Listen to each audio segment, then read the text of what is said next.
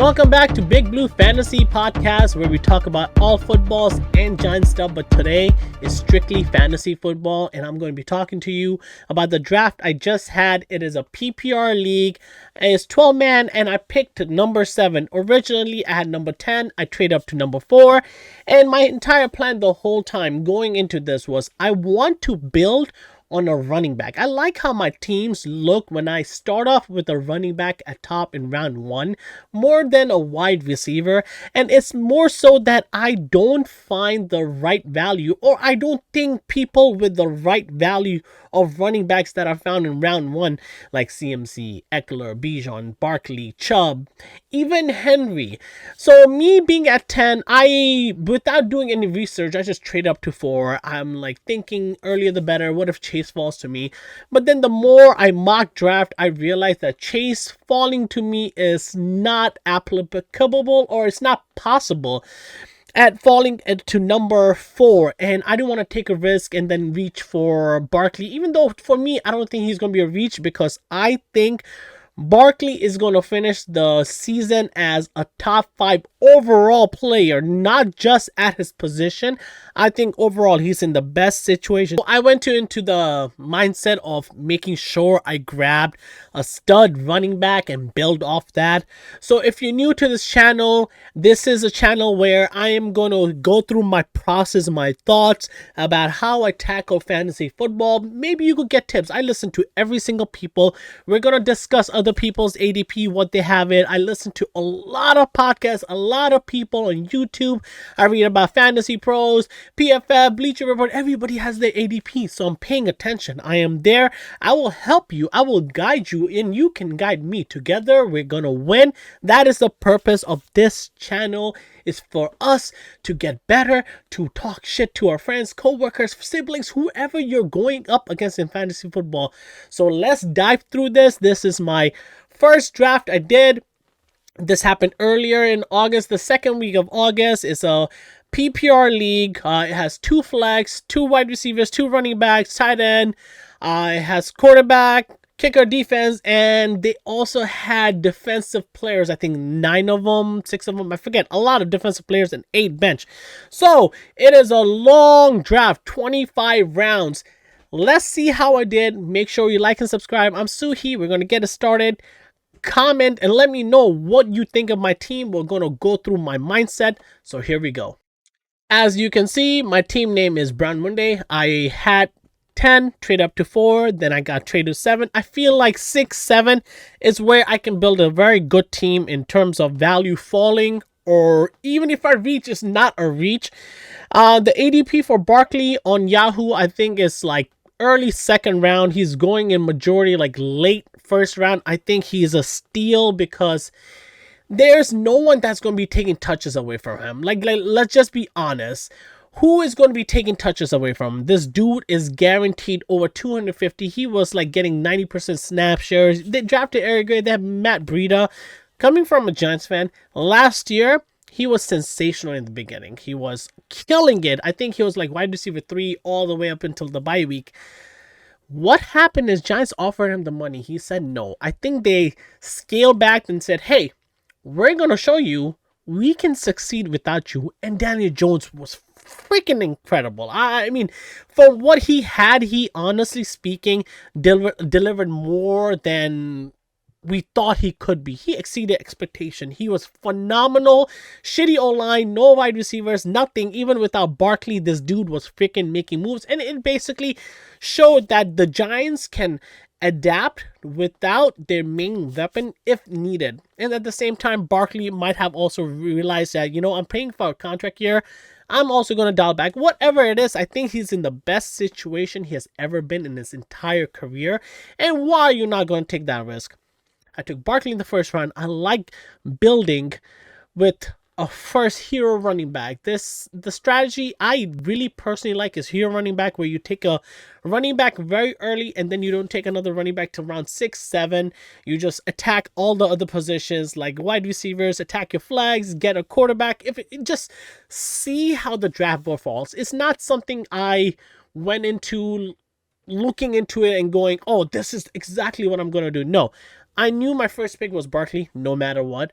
If Barkley wasn't there, I might have pivoted towards a wide receiver or even Travis Kelce, but Travis Kelce went early.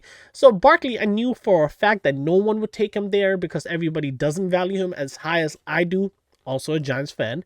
And you need to get your guy. So I'm like, if I get Barkley, I can build and get whatever wide receiver. I really wanted Garrett Wilson in round 2. I'm like, you know what? If, for example, AJ Brown, Stephon Diggs, CD Lamb, not even CD Lamb, like Tyreek Hill, Cooper Kupp, Jamar Chase, Justin Jefferson, Stephon Diggs, and AJ Brown, those are my guys that I think are like highest ceiling. They have top 5 finish at their position, written all over it. Then comes, I think, Garrett Wilson, then CD Lamb, and then Devontae Adams. That's how I rank them. Garrett Wilson because he's in the best position he will have in his career up until right now. He did work with crappy ass quarterbacks. Aaron Rodgers is 10 million times better upgrade. So I went into it going, hey, if Derrick Henry falls, I'll take him there. But I had AJ Brown ranked higher than Derrick Henry. And I'm like, I had all these plans going into it. I was not going to take a quarterback that early. But what had happened is, you see quarterback right here, Jalen Hurts. Jalen Hurts went early round 2. And I'm like, whoo, this is good. And this is where you lick your lips and you're like excited. Because when people draft their players higher than ADP, you know better players are falling. And I'm like, okay, I can wait. CD Lamb fell. I'm like, okay, not who I wanted. Freaking Josh Jacobs fell. I was like, ooh, Bijan was there. I cannot believe Bijan went this late. And I understand people think, you know, he's a rookie. And I'm also high on, I'm not high on, I'm also low on him in the terms of where he's going. That's not where I have him. I have him towards the end of round 1, early round 2. Yeah, I understand. Best running offense, best running line, and the talent he is, everything. Like, it screams Barkley, and I'm like, as a Barkley lover, how am I not singing his praise? Because at the end of the day, there have been very few rookies that have succeeded. Yes, he's gonna finish top 12, but I'm trying to make sure I draft a top 5 running back at that position, and I think I feel and I know in my gut Barkley is going to exceed it. I think Barkley is going to be better than Eckler. Eckler has too many people to share targets with. He has Kellen Moore, who loves throwing, and I know Eckler is going to get his share, but you got QT, you got Keenan Allen, you got freaking Mike Williams, you got other people, you have Everett, you have people. Herbert is going to throw, and you're not going to be, like, history just does not repeat 3 times. You're not going to be a running back 3 times in a row. CMC, fantasy history has not been good to overall, like, first running back, whatever. It just hasn't been good. Chubb can do good. Chubb is fantastic, but you know what? Chubb went early too. Chubb went round 10, like, no, 10 overall, or 10th overall. And I'm like, you know what? I'll wait. You see Tony Pollard go. I'm not very high on Tony Pollard. I'm not high on Tony Pollard like other people are. And then when AJ Brown fell there, I was like, I can't believe. Like, even when I was mocking, I got AJ Brown like maybe 2-3 times, and I was just like, I did like dozens of mocks. And you should be doing mocks. When you do mocks, you understand ADP and you can build off that, and you don't need to stress. And then you know, just let the flow happen, and whatever happens, you're like, you know what, I know who's going to be in round 4 or 5. I could reach here and there if I need to, or just go with the flow. And that's what I did with this draft. I legit went with the flow. I have people that I know I have ranked at certain position, and if they fall to me there, I am 100% taking that. And that's exactly how I went into this draft. AJ Brown, he was ranked so high for me. I have him as a top 5 wide receiver at this position. Dude did damage in his first year while playing limited snaps because Eagles were just very good. I don't think they're going to be that good. I think they're going to be good enough like they were last year, but they're not going to be leading the game and taking breaks like, you know, Hurts and the offense was doing in the fourth quarter. So I went with AJ Brown, and I'm just like, okay, now I got my running back 1. I got my wide receiver 1. I can go anywhere. Running back 2, wide receiver 2, quarterback, whatever I want. But quarterbacks flew. Josh Allen went. Patrick Mahomes went. Jalen Hurts went. I'm like, okay. So I'm pretty sure another quarterback is going to go in round 3. By round 4, if this quarterback's flying, I got to reach for one in round 5. No matter what, I was like, you know what? Now I need to get a quarterback by 5, somebody that I have high.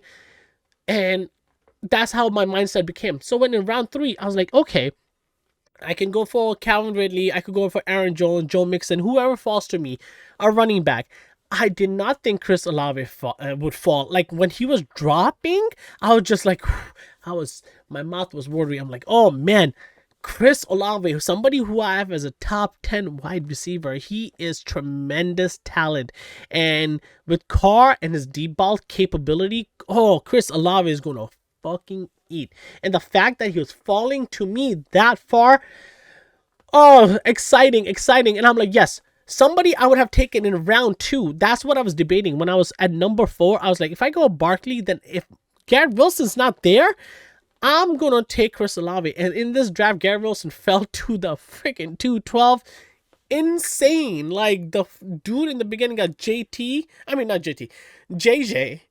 Garrett Wilson, and Mark Andrews. What a fantastic draft for the 101. Fantastic. What value. But let's get back to me. Forget them. You can comment. Look at other draft. See what team you like the best. Let me know. So Chris Olave fell to me in 3rd. I loved it. And I was like, okay, now I can look for a running back if it falls to me.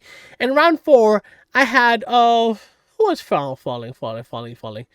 Oh yeah, Travis Etienne. I wanted Travis Etienne to fall to me at my turn, but he didn't. So I see Joe Burrow going. I'm like, oh, now, like, quarterbacks are going to start flying. I felt like, after Joe Burrow goes, I think Lamar's going to go. I'm like, my dude Herbert, I have as a top 5 quarterback this year, he's going to throw for like 5K yards easily. So I'm like, I could have taken a shot there. Amari and DK, I had them neck to neck. I could have taken Amari, but I felt DK, the value he presents, especially in that offense. The Seahawks are better throwing team than I think the Browns are. I think the Browns are going to be a good balance. Watson's going to run. Chubb is going to get his. Amari is going to get his. But I think more so, the Seahawks play in a tougher division, and I think they're going to be throwing more. They also have a schedule that requires like defenses that are going to be aggressive. I took DK on his top 10 potential. We have seen it. I know Amari showed it last year. And like I said, neck and neck, very, very, very close. And I went with DK just because he had upside, and now JSN is hurt. I am excited. So you could have gone either or. And I thought I didn't like any of the running backs here. I just didn't. Alexander Madison, Dameon Pierce, Miles Sanders, Ken Walker. Yes, these are all great. And I wanted them to fall to me there. And then over here, but I was like, if I don't take Justin Herbert in round 5, I'm going to miss out on him. I know Justin Fields was there. There's Trevor Lawrence, and my guy Daniel Jones. I have Daniel Jones ranked in like round 8. I would have taken him, but I was like, Justin Herbert in round 5, this dude is going to finish top 5. I gotta take him. If I take him here and just go with my hero RB, it's going to work out fine. And round 6, I could take whatever I want. Maybe Darren Waller. That was my thought process, to take Darren Waller, but then my boy took Darren Waller, another Giants fan. Great pickup. Round 5, Darren Waller is going to kill it. He's going to be top 3 tight end. I think he's going to be number 2, actually, right behind Kelsey. He's going to kill it. Darren Waller went. So I took Justin Herbert. Now I have 4 positions taken care of. And I have taken care of my running back. I have taken care of my 2 wide receivers. But my wide receiver 1 is AJ Brown. Wide receiver 2 is Olave. 3 is DK Metcalf. And I'm like, oh man, I could go in any endless direction. And over here, DJ Moore fell. And DJ Moore is on consensus. A lot of people have him top 20. And a top 20 talent to fall to me in round 6 as my flex 2. My wide receiver 4. This dude is my wide receiver 4. Okay, I am excited. I could have taken Isaiah Pacheco and everything. I'm like, but I'm not going to give up on value. I really think he's going to... I hope that preseason glimpse of him taking it 70 yards from the screen is more to come. That will be epic. And then I was hoping, running backs fell over here. They weren't going my way. So then I was like, who's the best running back available. I mean, I wish I took a running back earlier, but hindsight is not 2020. I could have taken Kamara here, but I did not want to wait for him as my running back two to come back 3 weeks later. So I'm like, let's see what I can do. I took Herbert. Another Bears player who isn't a committee, but I think he's going to lead the majority of the share. I think he's going to get the passing down work. I think he's going to get the first down crack too. I know this Rashawn Johnson, Deontay Foreman, and everybody, but I really think Herbert is the guy that is going to target from Justin Fields the most. Then I saw Javonte. Even though Javonte is coming back from an ACL, LCL, MCL, whatever, he completely lost his knee, but camp reports are like he's great. I'm taking that risk here because I'm like, what if he gets healthy later on? So if I could just use Herbert for the first few weeks as my running back two, I know my running back two is weak, but this is where I need to just hit running backs over here. One of them can hit, and it just like I need to see which one is good. So I hit Khalil Herbert in 7, Javonte Williams in 8, and then Jamal Williams in 7. So Jamal Williams for the first 3 weeks is going to kill it. No Kamara. You have Kendra Miller, but he's still a rookie. You're not going to... No. Jamal Williams is going to get the first, second goal line. He's going to get all the opportunities. He was killing it with the Lions. He's going to kill it here for the first 3 weeks. I am comfortable with starting him. And if Javonte Williams gets better, Herbert gets better, I'm just going to wait on a running back too. I could hit the waiver wires. It's a position of need. It's a position of need, but it's not a position that I am freaking out about. I like how I have 4 incredible wide receivers. And you'll see more. So now we're going to go more into round 10. Now, this is where people are taking defense and stuff, and I'm like, you know what? I am going to take my first linebacker, the best linebacker available right now, and I took Nick Bolton because, Chris Long is not there. They're going to use him. He's going to get a lot of work. And then when he came back, I'm like, Sky Moore. This guy is a wide receiver 1 in a Patrick Mahomes offense. Juju is gone. There's 100 targets left. This dude is going to get his first crack, second crack. I'm like, if DJ Moore fails, I could put him as my wide receiver 4. I mean, there's so many possibilities. Then it came over here. I took, pay attention. If you're doing defensive play, pay attention to position. If they have double position, you could always switch them out for bye weeks. Brian Burns, a linebacker, a defensive end. He's playing a defensive end. If I need to, if Nick Bolton, somebody gets hurt, is value there. I could have taken any other routes, but then, I got my DB and safety. Like, look, make sure you pay attention to what their position are. Over here, kickers were going, and I'm like, you know what? Around 14, just take your best kicker. And sometimes kickers do matter, especially what offenses they are in. So, like the Bengals offense, the Chiefs offense, Justin Tucker, and Bills offense. Obviously, I have a top 3 offense, top 5 offense every single week. So he's going to get cracks at making me points. And if your league has bonuses, even better. So then I went back and I got a cornerback because this league has cornerbacks and defensive backs. I got another linebacker. I dropped him actually for all the people that Mingo today. What's his face? Jerry Judy got carded. Make sure you pick up Mims. Sorry, not me. Mingo is in Panthers. Marvin Mims. Make sure you pick him up. Broncos are losing. They lost Tim Patrick. KJ Hamler cannot play. This only Sutton and now Mims. Make sure you pick up Mims unless they signed somebody in the free agency. I picked up Zay Flowers. Zay Flowers round 17. I don't understand how people just let people like these good players fall to me.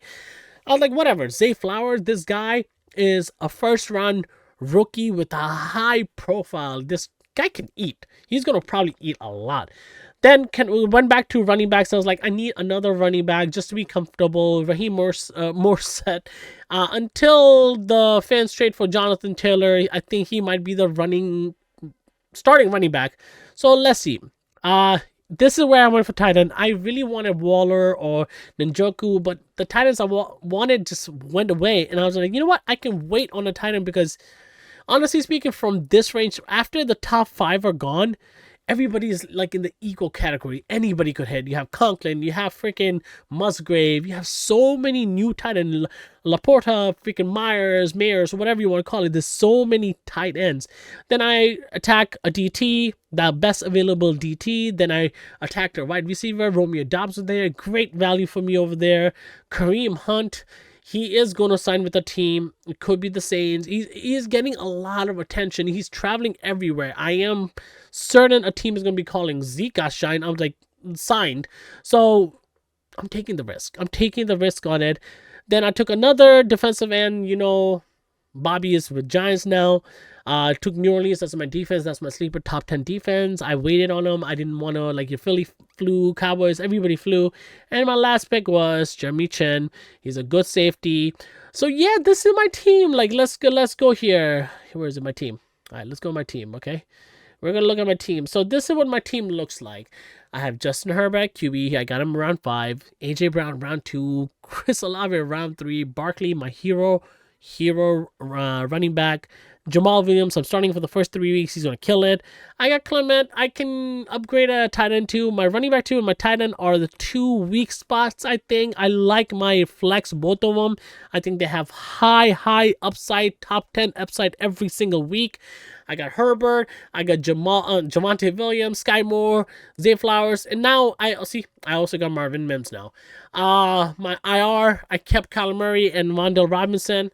Listen, if you have those positions, keep players there unless you have to drop them. If somebody gets hurt, it's easy. Like, I am okay dropping any one of these 2. But I have space. I'm holding on to them. Maybe they might come back. I could trade them, whatever it is. So here is the rest of my team. I am excited about this. So yeah, there you have it. This was the first episode of Big Blue Fantasy. Talked about my first PPR team. I think I did a fantastic job. I give myself an A-. From all the research and everything I've done, I do a lot of research. I am a Swiss Army knife. I absorb knowledge. If you have any questions, feel free to message me, comment me, whatever you want. I'm going to change everything on my Instagram. You'll hear more news coming this. I hope you like this content. I feel like this is more to my nature. I'm not going to be like, I'm a guru and disrespect the people that actually do a lot of work. I see people going endless, the length they go to, the detail they go to, and hats off to them. I'm going to be doing ranking and how close they are to my ADP and how I feel about them. I'm going to do like fantasy football headliners, fantasy pros, PFF, CBS, NFL, every single person. I'm going to rate them. We're going to rate together. We're going to criticize them. We're going to judge them and see who's good. Underdog, sleeper, Yahoo, whatever. We're going to talk about it. Make sure you like and subscribe. This is Big Blue Fantasy Podcast. I'm Suhe. Thank you for joining me. I'll see you next time. Bye-bye.